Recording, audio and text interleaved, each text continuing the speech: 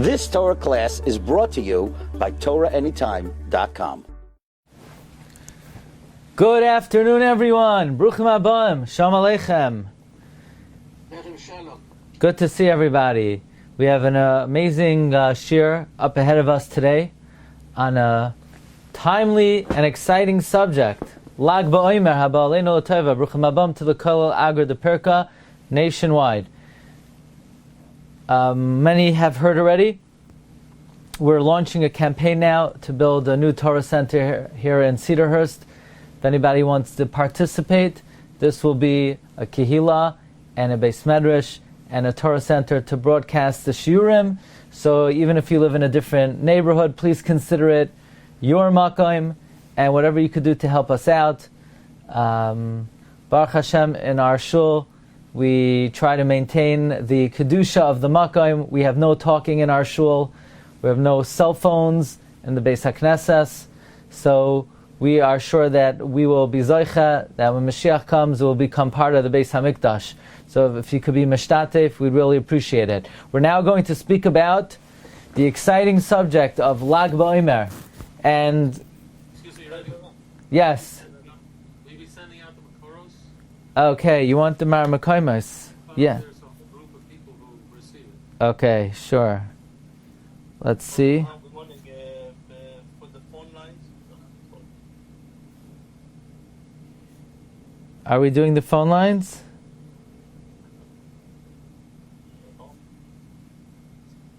Just a reminder. Okay. Today you'll have to use the screen. I'm going to send it out after. Okay. The Maramakoimos. We're going to speak about the subject of Lag BaOmer. And of course, it's assumed that Lag BaOmer is the Yoima de Hillula, the yard site of Rabbi Shimon bar Yochai, and that is part of why it's such a day of joy. And first, let's try to examine: is there any basis for that? Is there any makar that in fact Lag BaOmer is the yard site of Rabbi Shimon bar Yochai? It's interesting if you look in the Shas.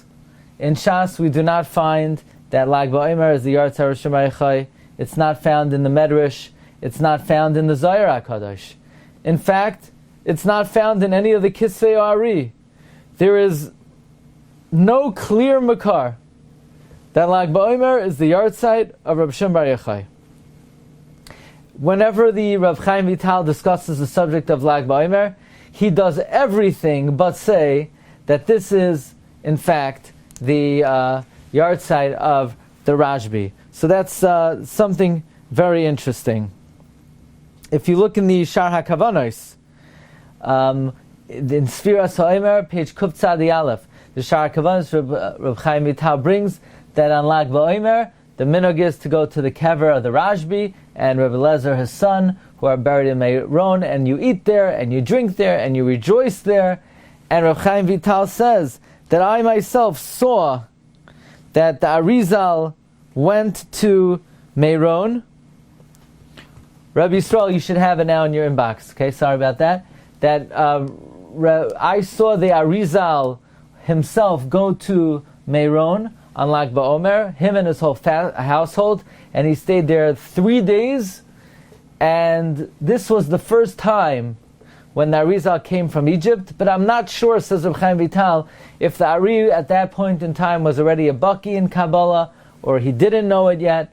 But either way, this is like the first recorded record of a tzaddik going to Meron on Lag BaOmer to the kever of the Rashbi. And then we have a very well-known story that Reb Chaim Vital brings about Rabbi Avram Halevi, who said that on a particular year, Rabbi Avram Halevi also went to Meron.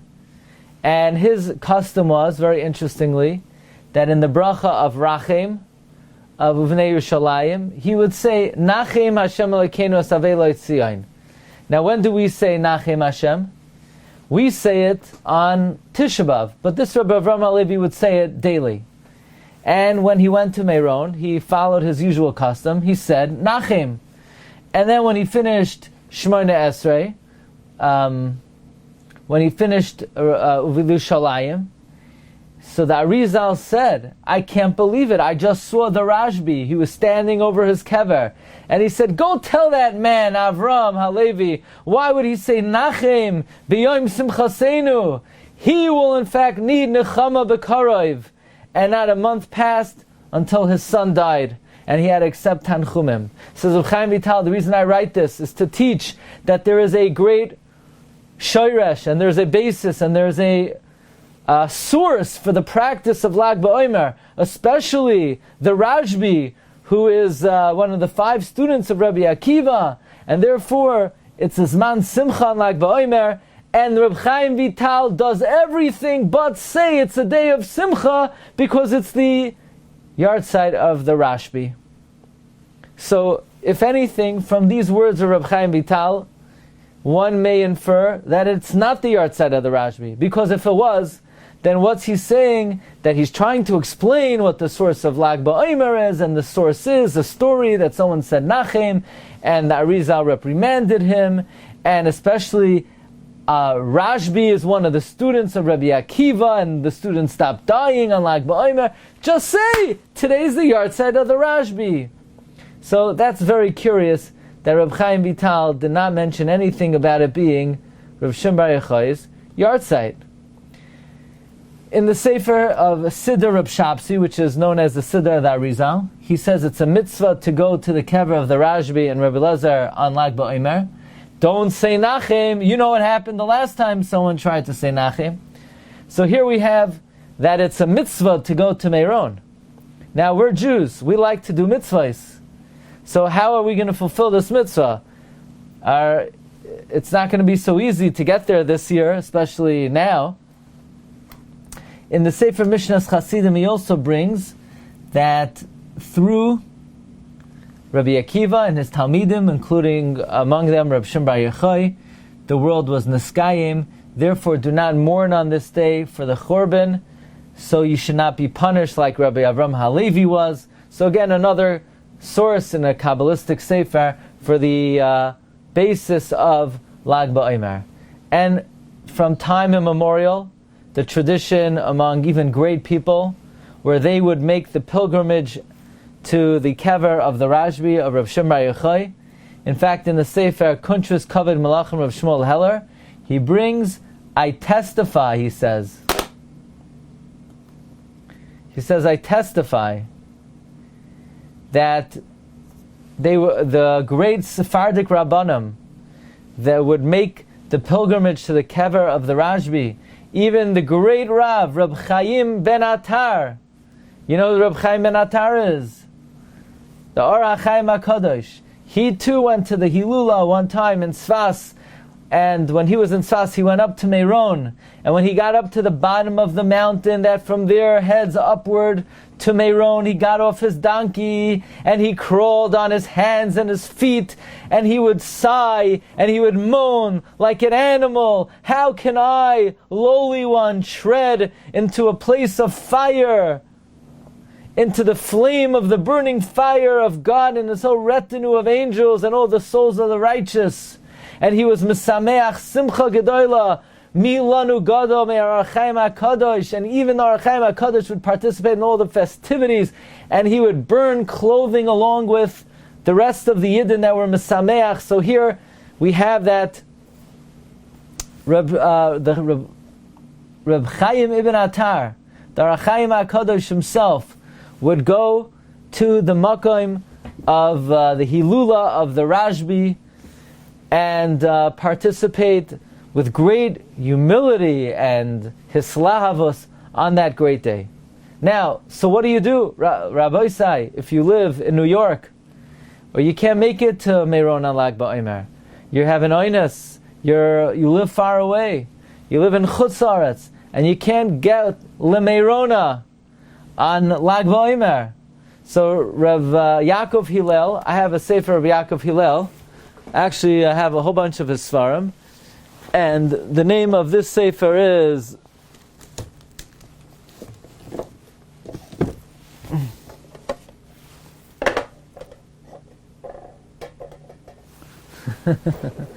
the name of this sefer is Eid Hagal Hazeh, and then it's all about Lag BaOmer by the great Makubal Rabbi Yaakov Hillel. And he says if you can't make it to Meron on Lag BaOmer, there's an Eitzah, there's something you could do. And that is, you could celebrate the Kedushas Hayom by being oisek in the Torah of the Rashbi, from the Sefer HaZayar, and by speaking about the greatness of the day and the praise of the Rashbi. You could access and tap into a mechanism that will be considered as if you were there. The same way we say on the pasuk Uneshama Farim Sefasenu, that the Gemara Menachos explains anyone who's oisek in Torah, it's like you're a makriv, an oila, a mincha, a chatas, or an asham. So too, if learning about karbanos is like bringing them, learning about the Rashbi is like being by the Rashbi. Especially what the Yerushalmi says, that we don't make matseva for tzaddikim, their words are their memory, especially in light of the idea that the neshama of the tzaddik is within the words of their Torah. So the Torah of a tzaddik is their tzion lenefesh chaya. That's where they're nignaz, like the Rashbi says in Yevamos, Kol Talmid Chacham Sha'imim Dvar Shmo Mipiv Ba'olam Hazeh Sifsoi Soif Doivavos Bekever. So we see that mentioning the Torah of a tzaddik causes his lips to move. So if you can't make it to Meron, learn a shir, learn Torah from the Rashbi, and it'll be considered as if you were there.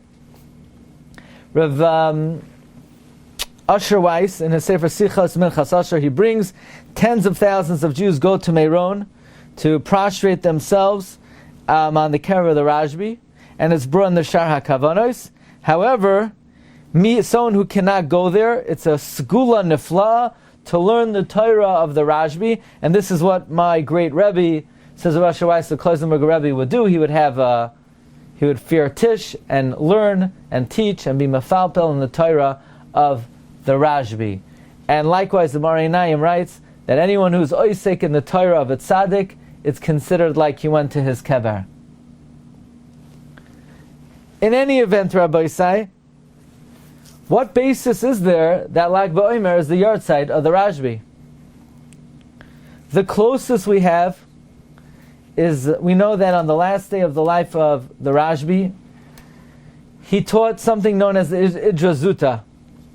And it says, Basa denafak poria, when the bear of the Rashbi went out, have a solek ba'avira, was levitating in the air.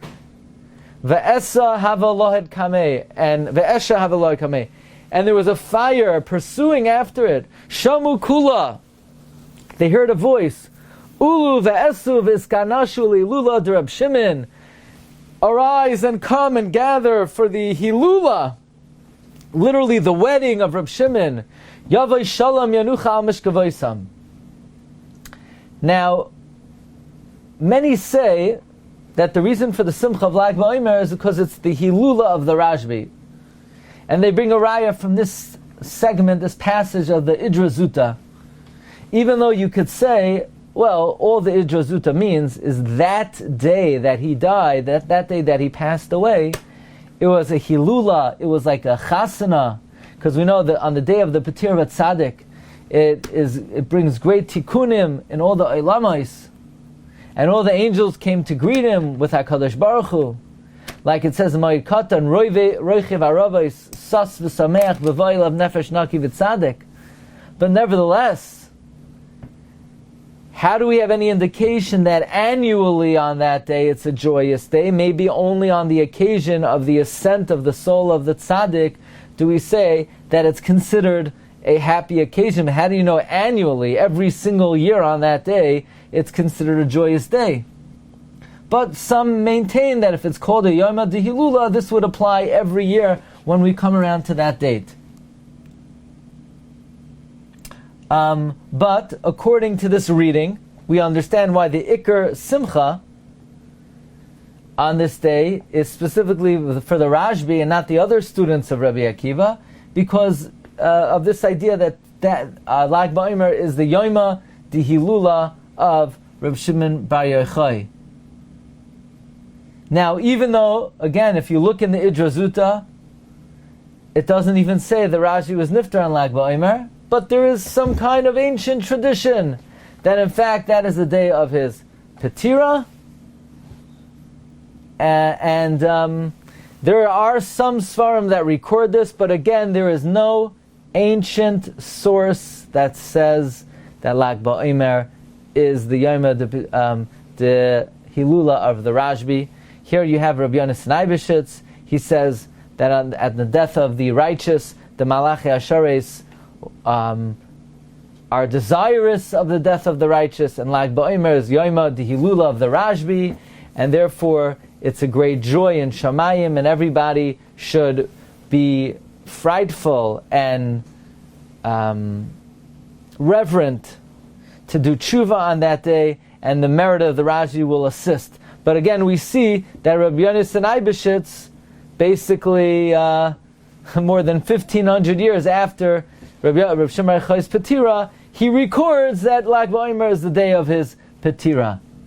And by the way, Reb Tzadok HaKohen likewise says that Lag BaOmer is the Petira of Reb Shimon Bar Yochai. Although, as we mentioned, there is no ancient source that Lag BaOmer is in fact the yahrzeit of Reb Shimon. In fact, there is some discussion if the Chida is of the opinion that Lag BaOmer is not the yahrzeit of Reb Shimon, because in the Moira Be'etzba, the Chida says that Yom Lag BaOmer Yarbe Simcha L'chvaid Rashbi Ki Yom Dehilula Dilei V'noi Desher Tzaynohu Sheyismechu B'yemzeh. The Chida in the Moira Be'etzba Ois Reish Chaf Gimel, he says that Lag BaOmer is his Yom Dehilula, and it's known that his will is that we rejoice on that day. And in the Birkei Yosef, likewise, he brings V'chein Mashim Sham B'Sefer Kavanah Shesidim Rarash Vital V'gam Kosu Tuas Rashi Haya Yom Lag BaOmer V'Yom Dehilula. But on the other hand, so the Chida in Moira Be'etzva and Birkei Yosef does record the tradition that Lag BaOmer is the yahrzeit of Reb Shimon, but in the Maris Ha'ayin and the Likutim, he says that the opinion that I quoted in Birkei Yosef, that the Petira of Reb Shimon is Lag BaOmer, that's what's brought in the Pri Eitz Chaim. But everybody knows the Kisvei Ari are full of textual errors, and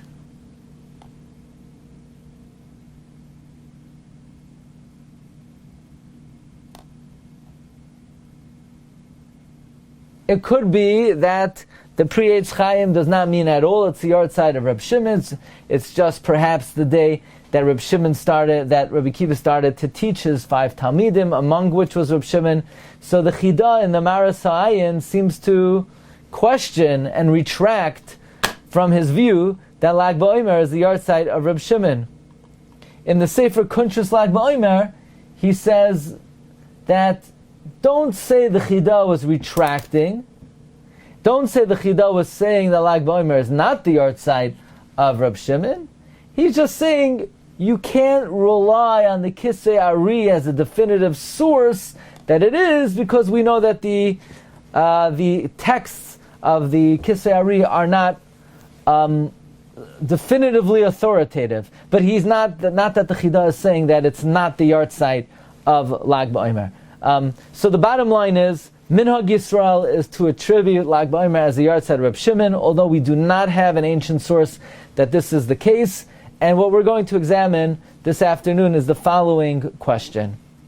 And this is a question the Chassam Sofer discusses in the context of the earthquakes that took place in the first half of the 19th century in the city of Tzfas, the earthquakes that ravaged the city of Tzfas.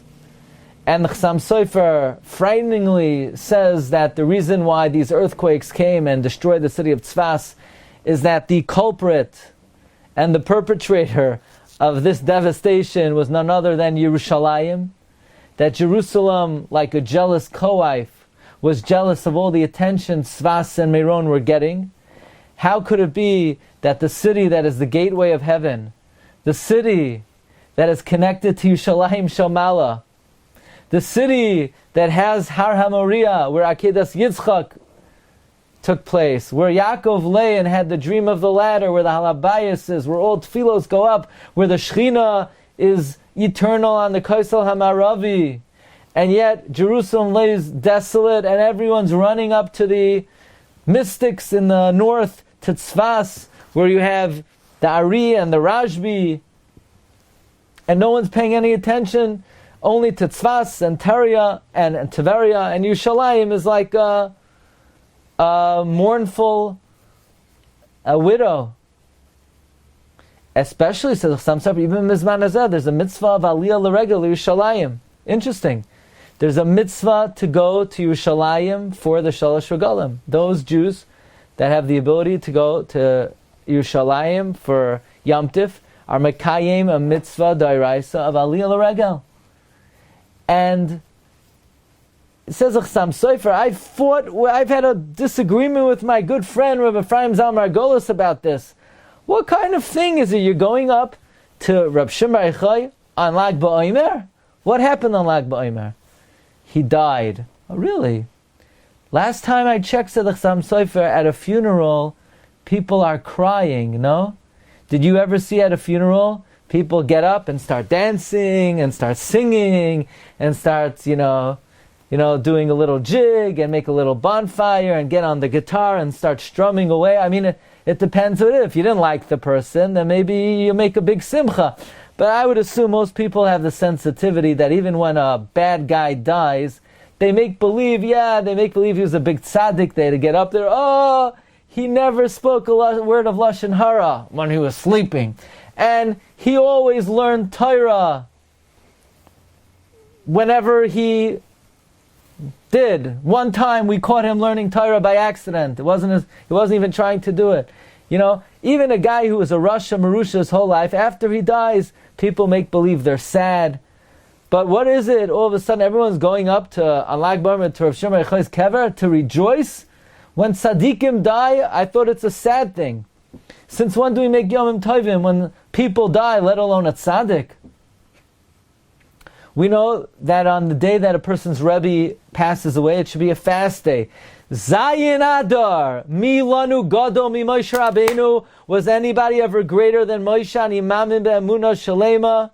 Shem Moshe Rabbeinu. There was nobody ever like Moshe Rabbeinu. Zayin Adar, according to Shulchan Aruch, is a fast day. You know that? It's brought in Shulchan Aruch.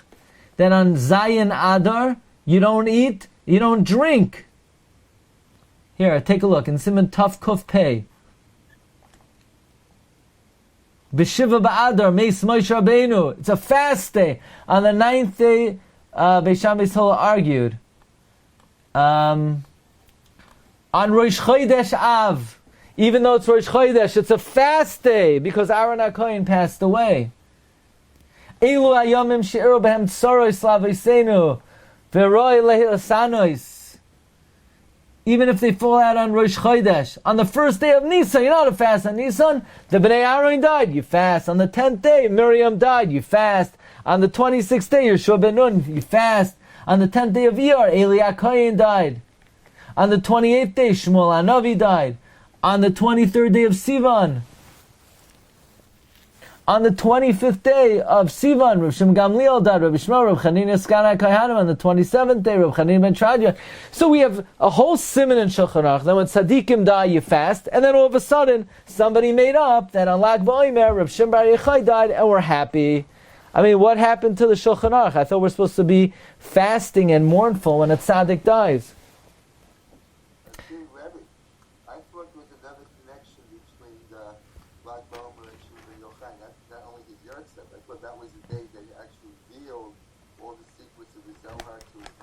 Okay. But it seems like the Chassam Sofer is, there are those who mention that. The Bnei Yissaschar mentions that's the day of the revelation of the Kabbalah. But at the end of the day, he died. So if he died on that day, it should be a fast day. On the day of the death of a tzaddik is a fast day. And therefore, maybe he really did not die on that day, but that's when he revealed. Yeah, but right. But these Achronim are assuming the reason for the joy of Lag BaOmer is because it's his yahrzeit. On the day of a yard site, on the day of a parent's yard site, it says in Shulchan Aruch you're required to fast. So not everyone's able to do that.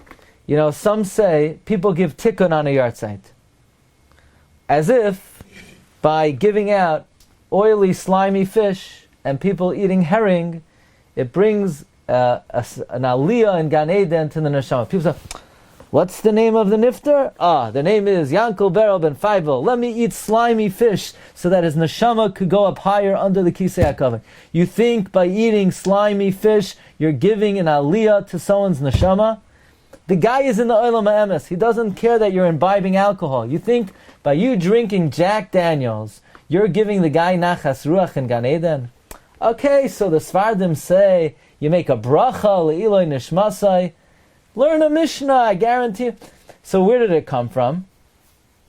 So Rabbi Yaakov Kamenetsky would say, it used to be on a day of a yard site, it was a fast day. So people couldn't fast anymore. So they would learn a Masechta, and they would make a siyum. They would have a whole Suda, and at the Suda they would drink alcohol. Then people got a lower madrega that they weren't able to make the Suda, but to drink the Jack Daniels, that minog, that still remained. But really, the correct thing to do on a yard site is to fast. And all of a sudden, the yard site of Shimon, everyone's running to Meron, says the Chassam Sofer, leave me out of it. I prefer to be among those who don't anger the city of Yerushalayim. Again, we all know that in light of recent occurrences, the words of the Chassam Sofer are really highlighted, But that's what the Chassam Sofer wrote prophetically almost 200 years ago. But the Chassam Sofer said, I would not go to Meron on Lag BaOmer. But Marv Rabbi, we have to take the question of the Chassam Sofer very seriously. What in the world is the difference between the day of the Petira of Moshe Rabbeinu, which according to Shulchan Aruch is a day of fasting, and Lag BaOmer, which traditionally is a day of joy? And Rabbi Yosef Shol Halevi Natanzan, the Shoel Umeshiv, I heard from Rav Asher Weiss, the largest body of written material in the Torah Shabbat Peh of Tshuvos is the Shoel Umeshiv. There's no larger corpus of material in the oral law than the responsa of the Shoel Umeshiv. He deals with this question. He says, first of all, he's very troubled about the custom of burning clothing in Meron. He says, you're not to burn clothing in Meron. You can't burn them.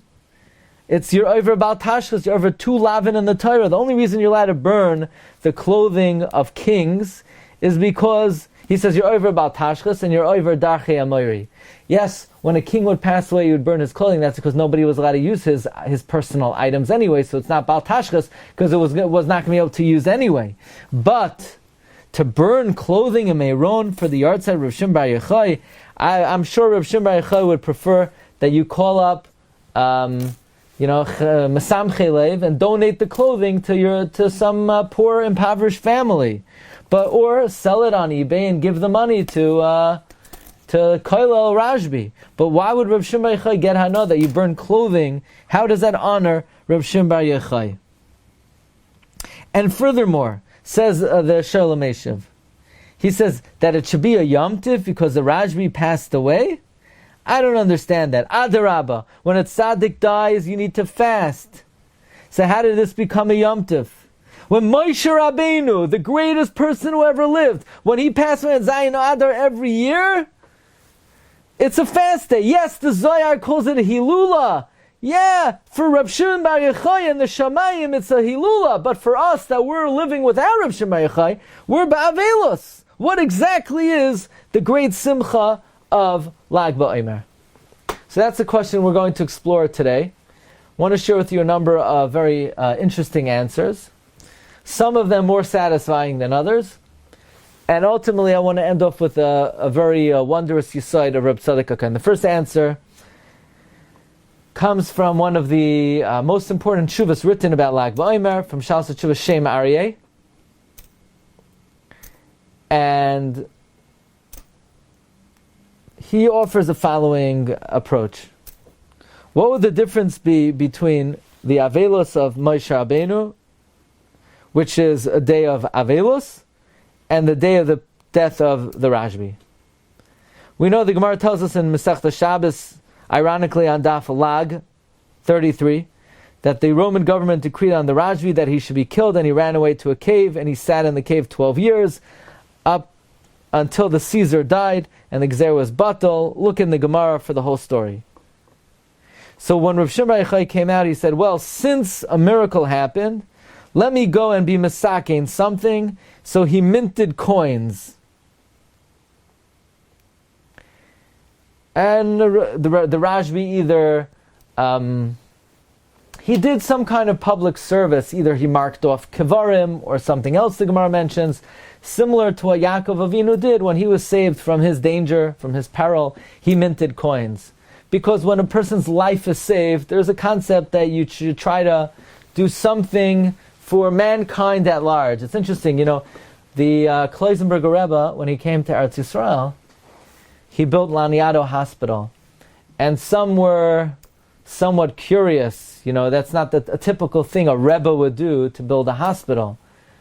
But Kloisenberger Rebbe, when he was on a death march, he pledged to himself that if he ever survived the war, he would do something he would build some type of Jewish hospital. And I'm assuming that the basis of this is we learn it out from Yaakov Avinu and the Rashbi, that when a person's life is saved, they should try to show gratitude by benefiting society at large. Now, what do we learn from here? We learn that Rav Shimon Bar Yochai's life was in danger. And he was in danger of being murdered, and that's why he had to run away to a cave.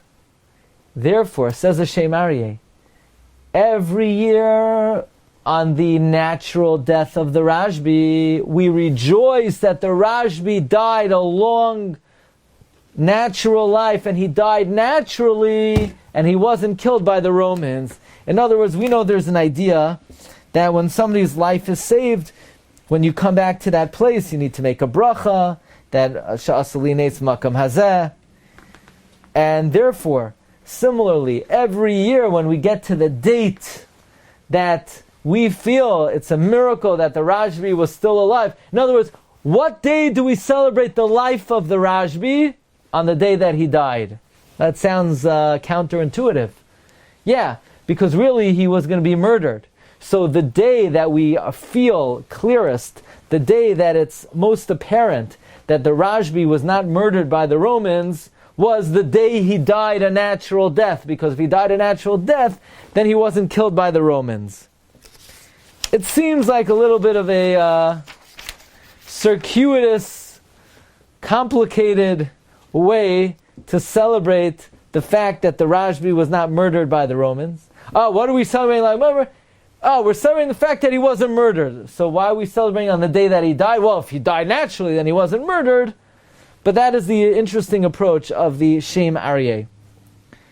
There's another sefer. The name of the sefer is Hillula Rabbah, approach number 2. That there's a difference between Moshe Rabbeinu and the Rashbi. Why are we saddened when somebody dies? Well, we miss them, but on a deeper level, it marks the end of their ability to achieve in this world. There's a finality. They cannot accomplish anything more. And in fact, when it comes to Moshe Rabbeinu, there was something he was not able to achieve. Namely, he could not go into Eretz Yisrael. But Moshe Rabbeinu had a spark. The spark of Moshe Rabbeinu was the Rashbi. There's an idea that the Rashbi was a nitzutz of Moshe Rabbeinu. And in fact, the Rashbi did enter Eretz Yisrael, and he was buried there. And that's why by the death of Moshe Rabbeinu it says, Harisiicha b'einecha v'shama lo sa'avar. The words lo sa'avar are gematria Shavi. Shavi, Shimon Bar Yochai. Shama lo sa'avar. You won't go there, but Shavi, Shimon Bar Yochai, he will go, your spark, he will go there. That is why by the death of Moshe we fast, because we are Bitsar that Moshe didn't accomplish everything he would have liked to, namely to go into Eretz Yisrael. But the Rashbi were Mesameach because the Rashbi was able to sort of fulfill all of his spiritual desires, including be mashlim and be misakein, the one thing that Moshe Rabbeinu was not zoicha to. By Moshe Rabbeinu's avelos it says, Vayitzmu yemei b'chi evel Moshe.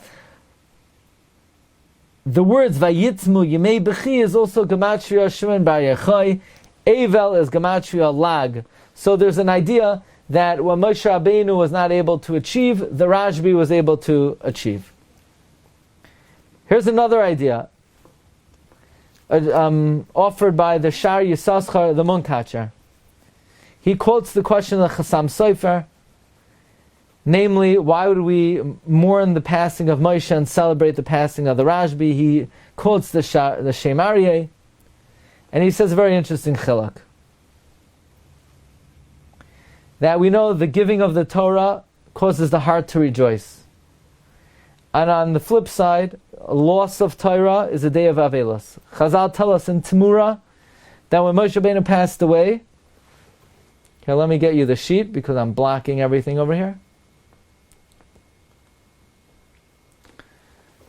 When Moshe Rabbeinu passed away, the Gemara says in Temura, they forgot 3,000 halachas during his Avelos. So therefore it's a day of tainus, because the day of Moshe's Petira caused the diminution of Torah. But on the day of the Petira of the Rashbi, like Reb Josh pointed out, the Rashbi revealed many, many secrets. The whole Idrazuta was taught on the day of his Petira. So therefore it created great simcha. Pikudei Hashem Yisharim Mesamchei Lev. Torah is the source of all joy. The lack of Torah is the source of sadness. Therefore, on Lag BaOmer, which produced great Torah for the Jewish people, it's a happy occasion. On the day of Moshe's death, which caused Torah to be forgotten, is a day of sadness. Furthermore, Moshe Rabbeinu said on the day of his Petira, Lo yuchal oid latzeis v'lavai, the passages and the well springs of Torah were sealed shut, so the Torah came to a halt on Zayin Adar. Masha'in came on Lag BaOmer, the world of Torah was opened to Reb Shimon Bar Yochai. So that is the third distinction between Moshe and the Rashbi. The Rashbi's Petira created more Torah in the world. Moshe Rabbeinu's Petira caused less Torah in the world. Distinction number 4. Shalos Tshuvas Divrei Yatziv. Tshuvas of the Kloisenberger Rebbe, he says a very enigmatic distinction. I'm somewhat afraid even to quote over what he says in the name of his illustrious ancestor, the Sanzarav, and that is, why the day of Moshe Rabbeinu's Petira is a day of tragedy and the day of the Petira of the Rashbi is a day of Simcha. And that is, Moshe Rabbeinu was not able to complete, in accordance with the greatness of his soul, everything he could have because of the sins of his generation, and he could not get into Eretz Yisrael. And therefore, the day of his death is a day of sadness. They're very similar to what we saw in Hillula Rabbah. Masha'in Kain, the Rashbi, was able to fulfill all of his spiritual ambitions and desires, and therefore the day of his death was a day of Simcha. Another approach, until we come to the grand finale. The Gemara in Sukkah says on Memhei Amud Beis, Amar Chizkiah, Amar Rabbi Yirmiyah Mishum Rashbi, I have seen Bnei Aliyah, people who want to grow, Vehin Mu'atin, and they're very few. There are not so many people in this world that want to grow. Most people, okay, I daven Shachris, check. I daven Mincha, check. I daven Marav, check. I learned today, check. Okay, I'm done. Leave me alone. They're not interested. Most people don't want to be constantly doing more, thinking about how they could accomplish more, how could they strive for more. there are not so many Bnei Aliyah. But Rav Shimon Bar Yochai said, if there are 1,000 people, me and my son are from among them. If there are 100, me and my son. If there are only 2 in the world, it's me and my son. So the Shas Tshuvas Mayim Chaim brings that the reason why when Moshe Rabbeinu passed away, never did there arise anyone like Moshe Rabbeinu. So therefore we're without him. We're done. So we're without him. The world is without Moshe Rabbeinu. It's a day of sadness. But the Rashbi said that his son is his equivalent. So therefore when he died, it's not a day of sadness because we're not left without the Rashbi. We have his equivalent in this world. His son is just as great as he is. Now, why that's a cause of celebration? Oh, we're dancing, we're joyous, we're singing. What are you so happy about? I'm so happy because Rav Shimon Bar Yochai, when he died, he had someone just as great as him. Are you kidding me? That's what gives you your kicks? That's what you're so happy about? That's why you're climbing up the mountain and you're singing and you're dancing? Because when Rashbi died, he had a mamala makayim. Alright, whatever gives you your kicks, that's, it's a hard answer to understand why that would be such a big source of simcha and joy, but that is the approach of the Mayim Chaim. And now, I want to share with you the great approach, a wondrous approach, an ennobling idea of Reb Tzadok HaKohen of Lublin. He brings it in the Sefer Pri Tzadik on Parshas Emor and Lag BaOmer. He also writes a similar idea in Poiked Ikarim. And this idea is the subject of a nice chunk of the Sefer, Eid Hagal Hazeh, of Rabbi Yaakov Hillel. And Rabbi Yaakov Hillel, based on Reb Tzadok HaKohen, and this is really the idea of Reb Tzadok HaKohen, draws a major distinction between the sages of the written law and the sages of the oral law.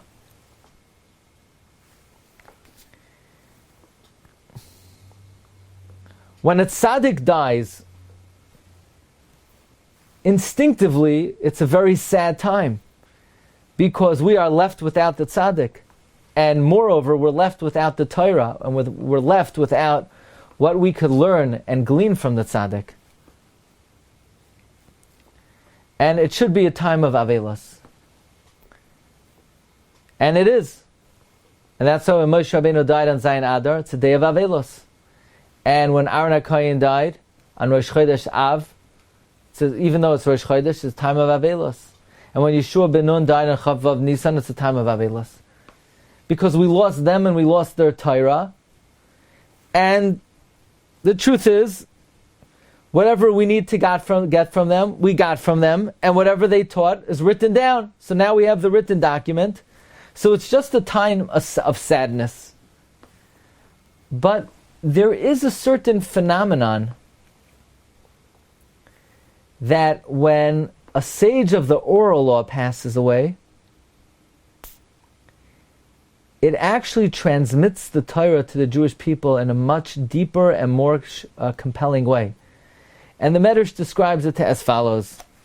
When your Rebbe teaches you Torah, you're open to it, you're receptive, but at the end of the day, a person says, I'm going to learn Torah from him. He just ate something. So he's a human being. So, he's just like me. He just drank something. He just took care of his needs. He just made a mistake. Oh, he made a mistake. He just did something that wasn't 100% proper. It's not really so easy to fully be receptive from a Rebbe, the oral law, because at the end of the day, he's a human being, and human beings have deficiencies, and human beings have many deficiencies. But the moment the Rebbe dies, and you realize, you know what, I can't ask him anymore. You know what, so long as the Rebbe's alive, you can say, you know what, I didn't get the shiur, I'll ask him after the shiur. Oh, he's not available now, I'll call him later. I'll call him after next week. So long as the Rebbe is alive, a person is not fully impacted by the Torah of the Rebbe, because the Rebbe has deficiencies, and you could always ask the Rebbe later. But the day the Rebbe dies and you realize I better integrate what he taught now because I can never ask him again, there's a phenomenon that the Torah of the oral law that a Rebbe teaches is implanted into the hearts of the students on the day the Rebbe dies. Because on the day he dies, he doesn't eat anymore, and he doesn't drink anymore, he doesn't sleep anymore, and he doesn't come late anymore, and he doesn't have deficiencies anymore. And now all he is what he's represented, is the Torah that he represents. There's an idea the Torah of a Chacham is ingrained in the hearts of the student on the day the Rebbe dies. It's a medrash on a pasuk in Kehilas. Divrei Chachamim Kador vanois uchemas merois nituim balei asufais nitinu meiroye echad. Says the Medrash, Baalei asupais emasayhim nituim divrei Torah ba'adam hazeh. When are the words of Torah implanted in a person's heart? Bizman shebalei ne'asafen mehen. When the teacher leaves this world. Kozman sherabbi kayam hu hayam maflig loymar. So long as the Rebbe is alive,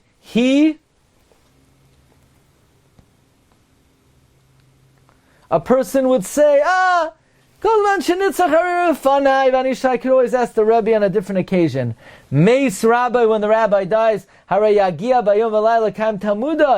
your person will toil day and night to remember his learning. He knows, he remembers, he doesn't have anyone to ask.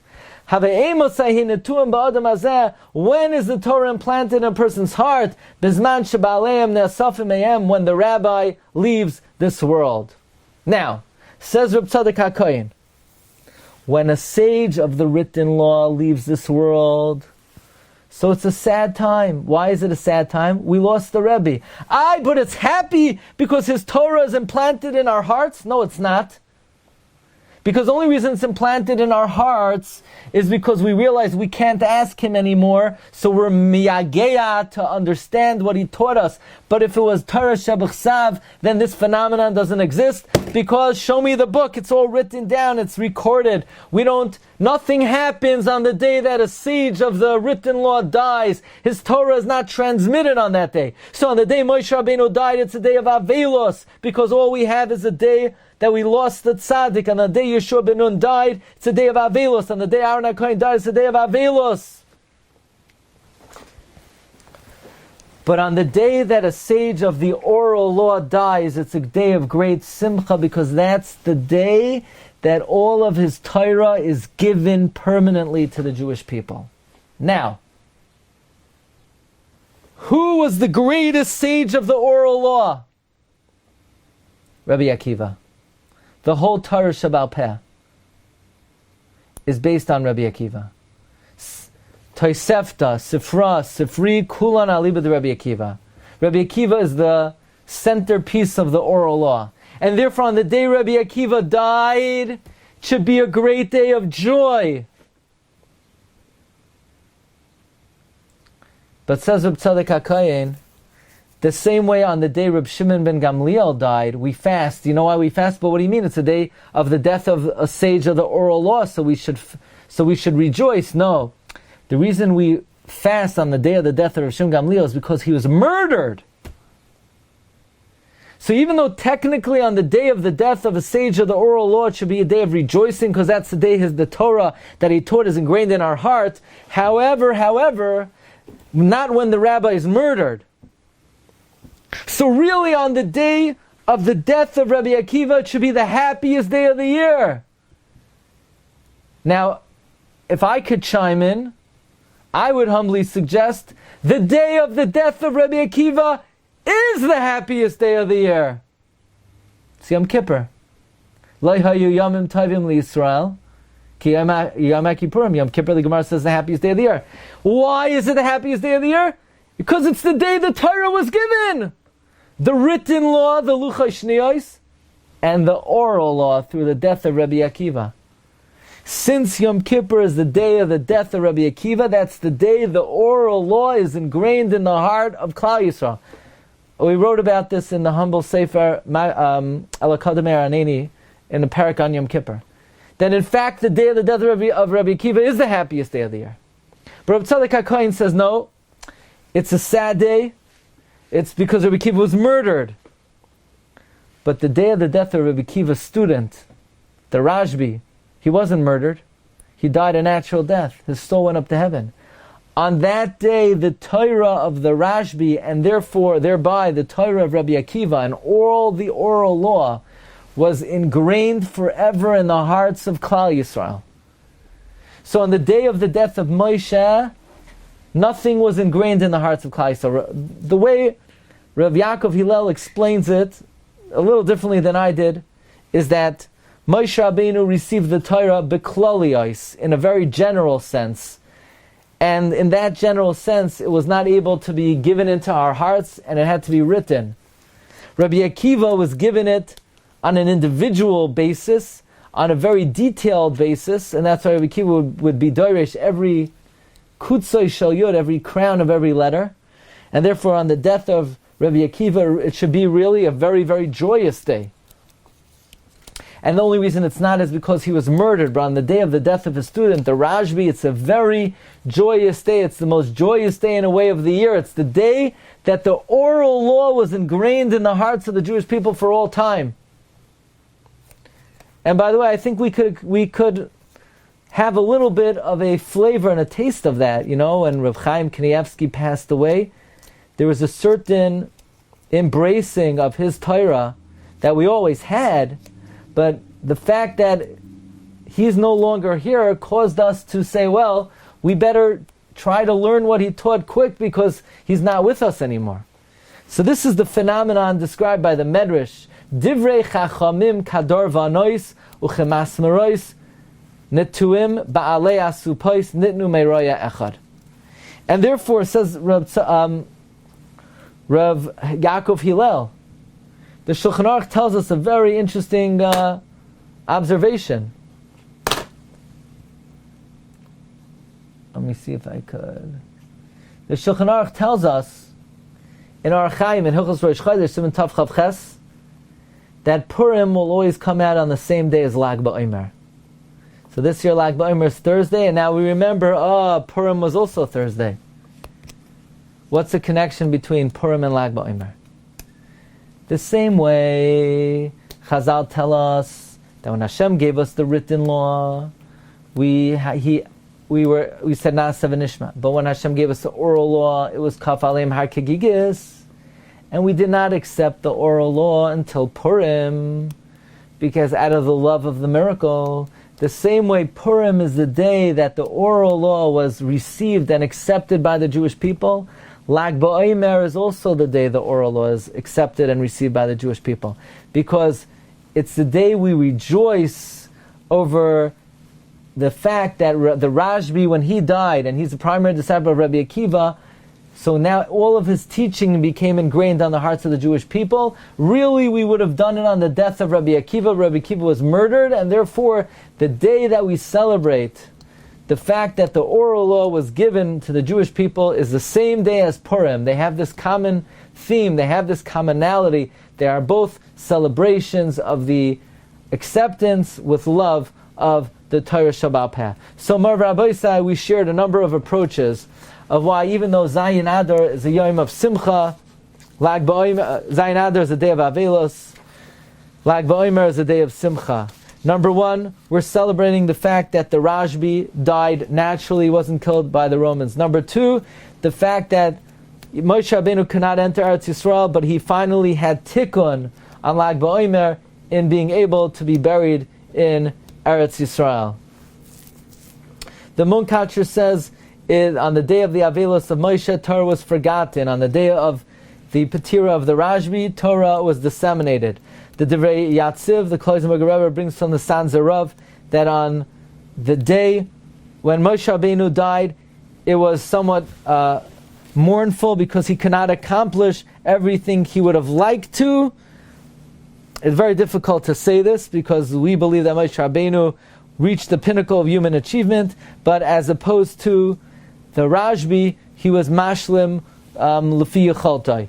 And then we have the idea that when the Rashbi died, he left over a someone equal to him, namely his son Reb Elazar, Reb Shimon. And the approach of Reb Tzadok HaKohen is that Moshe, being a chacham mechachmei Torah shebechsav, so when he died, all that we experienced was avelos.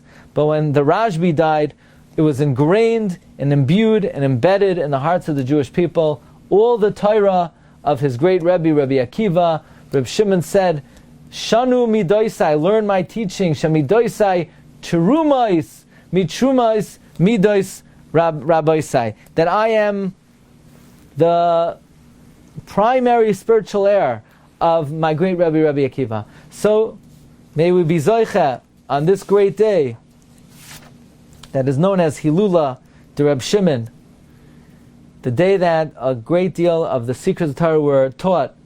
The Rashbi teaches us in the Zayar, in Parshas Nasai, Uvegin da Asidin Yisrael, Lemitta me hayilona dechaye, Ihu Sefer Zayar, Yibkun min galusa barachame. That when the Jewish people begin to taste from the teachings of the Zayar, they will be redeemed from their galus in great mercy. So, wishing everyone a freilichen, lichtigen, lag ba'omer. Have a great day. Bracha v'hatzlacha.